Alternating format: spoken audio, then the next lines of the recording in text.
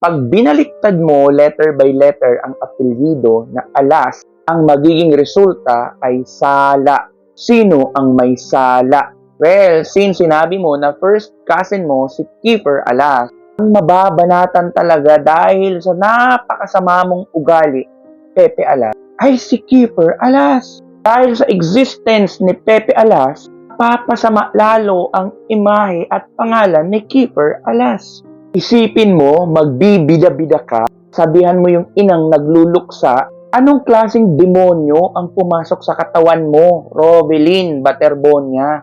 Iisip ka ba? Ines kasi si Pepe Alas, siguro dahil nga nasabihang good-looking ang mga players ng Ateneo de Manila University. Siguro hindi siya kasali. Tingnan mo naman kasi to. Hindi ka talaga masabihan kahit gwapo. Tapos ang sama-sama at malidemonyo pa yung ugali mo. Isipin mo, magulang na nagluluksa, nawalan. Sabihan mong pinasukan ng demonyo. Nag-react ka pa talaga. Hindi ka pa nakontento. Punong-puno ka pa ng pambabas, mga Bisaya na tao.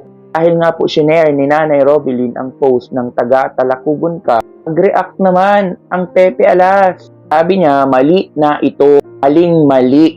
Dati naawa pa ako sa babaeng ito. Stress natin yung pagkakabigkas niya sa babaeng ito. Matayan din ako at magulang din ako. Bakit? Ang ugali mo ba pang tao? Hindi, parang sa demonyo. Sensya ka na siya. Kakainis ka kasi napakalaki mong perwisyo. Lalo na sa pamilya ng yumao. Nawala lang yung awa ko sa kanya nung napansin ko na nagdadrama na lang pala siya sa puro kasi siya hustisya para sa anak ko pero hindi naman nagdedemanda. But now, I have completely lost all respect for her. Bakit halata naman na hindi ka talaga marunong rumespeto? Anong pakialam mo kung paulit-ulit siya humingi ng hustisya? Nag-iisip ka ba? At ididikta ko sa'yo bilang napakasamang tao, lalo na sa ganitong aspeto. Hindi siya nagsasampa o hindi pa siya nagsasampa kasi malamang, iniipon niya pa lahat ng katotohanan. Marahil mayroon na siyang hawak, pero gusto niya na ito ay tunay na pangmalakasan. Iintindihan mo ba? Sumusumampa lang ng kaso na hindi handa. Parang ikaw, salita ng salita, tapos mamaya, buburahin ng malala. Nag-iisip ka ba? Hindi sila gagawa ng kaso-kaso na wala silang panama. Hindi fishing expedition ang usaping ito. Kung sa tingin mo fish ka, suportahan kita. Pero wag mong pakialaman ng pamilya. Okay lang ba? Eto pa. Just take a look at this absolute... She screenshot below. Why did she even post on her wall that Ateneo Blue Eagles have no Ito pa. Since halos lahat ng Bisaya, talagang tumitigas yung pananalita. Pero hindi po yun nakakatuwa. Sasabihin mong matigas ang kanilang pananalita dahil yun po ay isang panunuligsa. Highlight mo pa, walang mga respeto. Sila kaya nila magsalita ng Pilipino. Tagalog ba? Ikaw, kaya mong magbisaya? Patas ang labanan. Malamang masusupalpal ka. Kaya kung wala kang jurisdiction sa dialect at lengguwahe nila, shut up, diba? What exactly did they do this time for her to say that? Alamang, mali-mali nga yung mga sinasabi nila, diba? Alam mo ba yun? Tinundinan mo ba sila? Bakit kasi mali-mali ang sinasabi nyo? Tinanong mo ba sila ng ganun? Those kids are not even suspects of any crime. Kasi nga, wala namang ebidensya. Sabihin mo, yun ang problema, walang ebidensya. Pero hindi ba pwedeng mag-speculate? Ikaw din naman ginagawa mo, diba? Yun ang hindi natin alam. What if may mga hawak na sila? Paano ka na? Anong klaseng demonyo ang pumasok sa katawan ni Rovelyn Baterbonia? Diba? Pastos ka, Pepe. Pastos. To reiterate, the joint investigation conducted by the National Bureau of Investigation, the PNP Criminal Investigation and Detection Group, and the Aurora de Bacolao Police Force all arrived at the exact same conclusion. Hindi po, wala ka talagang alam. May anti-hazing at may reckless imprudence. During trial, result ba nito ay absolute? Baka sabihin mo, ayun, sinasabi ko lang naman, same naman po, hindi po napatunayan suspect ang mga bata. Do not conclude. Wala kang karapatan kasi wala ka namang kapangyarihan. Bakit? Na-envision mo na ba ang mangyari? Hindi, di ba? Nag-speculate ka. Diba ang legal facts, judicial facts, actual facts? Sana lang alam mo, what the sabihin mo, di maghintay kayo. Ay, hindi, be. Bakit? Ang mga taong nag-spekula, ga-aligar, hindi naman makatulong pa. Pero ang gaya mo, hahayaan na lang ang ganitong usapan. So, may pakialam ka sa legal system. Again, dahil po hindi po nagpangalan ang mga investigating bodies, pare-parehas na sila ng konklusyon. Ay mga lalabas pa po, maghintay ka lang. Ang tanong, what if mapatunayan na may alam sila? Ano ka ngayon? Durog na durog na durog ka. It's all Coach Tabadwin's fault. And he has already admitted to it. Yan yung pag-iisip ng napakababaw na nilalang.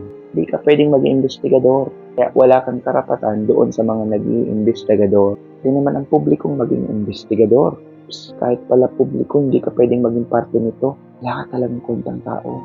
Sa amin lang naman. Kung may kwenta ka sa ibang bagay, wala din po kaming pakialam. Walang pumatay kay Rene, paulit-ulit na lang. Wala kang ang pruweba na walang pumatay sa kanya, paulit-ulit ka na lang. Kung friendless siya, ikaw yung may depresya. Ngayon, kung ipipilit ng matabil na babaeng ito, talaga coming from you, ng kanyang walang utak na kulto, ikaw yung kulto. Ang Panginoon mo, sarili mo. Kaya ka pang patunayan yun eh. Sa sinasabi mo na gawa-gawa ng troll, pinapaniwalaan mo. Without verifying it. Nakita ka lang na gumawa ng mga bagay-bagay na gawin natin Santo Serene, papaniwalaan mo. Hindi mo ba alam na gawa-gawa nila ito para mabawasan ang taga-suporta ni Rene? Nalubog ka naman doon. Bitag ka, lumubog ka sa patibong. Tawag sa'yo, uto-uto. Merong mang nagpo-post noon, lamang, parehas mo yun. Uto-uto. Hindi po kami umaabot sa ganon. Humihingi ng hustisya, hindi po kami umabot sa gawing Santo Serene, gawa ng rebulto. Wala pong ganun. Pwede mo rin naman alamin ang pagkakaiba ng rebulto sa sculpture. Baka English at Tagalog, alamin mo na lang. Kaya mo yan. Ang pangit, highlight natin yung salitang matabil. Tunayan nila na mali ang konklusyon ng mga otoridad. Good luck with that. Diba? Kaya mo naman palang hayaan. Good luck with that. Tapos. Period. Kanang makisawsa. Huwag mo nang ipakita yung musok mong matabil ay maitim na dila. Sorry sobra kasing gigil ko sa ginagawa mo sa pamilya eh. Kakaperwisyo ka. Ikaw yung dahilan kung bakit mas tinutulig sa lalo si Clipper Alas na first cousin mo. Diba? O mas importante, demanda na lang niya, iisip ka ba? May mga gumagana na as of the moment. Gagawin niya yan. Nag-iipon siya ng pera, nag-iipon siya ng ebidensya at katotohanan para mas pangmalakasan pag bumanat na siya. Wait mo lang, baka kasali ka. Pero sa totoo lang, hindi na siya ang dapat magdemanda. Dapat ay siya ang idemanda. Ikaw ang dapat idemanda. I call on all the parents of the bakit hindi mo yung ginawa? Yung pinalabas nila na biktima sila. Bakit hindi mo sila pinagsalita? Ngayon, with all the powers, ang lahat ng sumusuporta kay Rene Baterbonia at Divine Adili, okay, let's focus kay Rene Baterbonia. Kasi nga, pinupuri mo yung isa, di ba? Well, magkaiba sila. With all the support, the blazing support, suportahan natin ang pamilya Baterbonia na kasuhan si Pepe Alas sa pangtutuligsa niya sa nanay ng namayapa. Pakikialam niya sa way of grieving nito, because grief is never wrong. But an attempt to stop it, yes, it is wrong. Nanawagan din po ako sa mga magulang. Inuutos-putusan na lang kayo. Panginoon nyo ba siya? Pag sinunod nyo siya, yun na yung sasabihang kulto. Gusto nyo bang maging kulto? Kasi may sinusunod kayo? Well, ako kahit hindi ako magsabi, magbasa ka lang ng comment section mo, punong-puno na ang mga nagkukundina sa'yo. Next time, Pepe Alas, mag-isip-isip ka kung sino yung kakalabanin mo. Because your surname is very giving.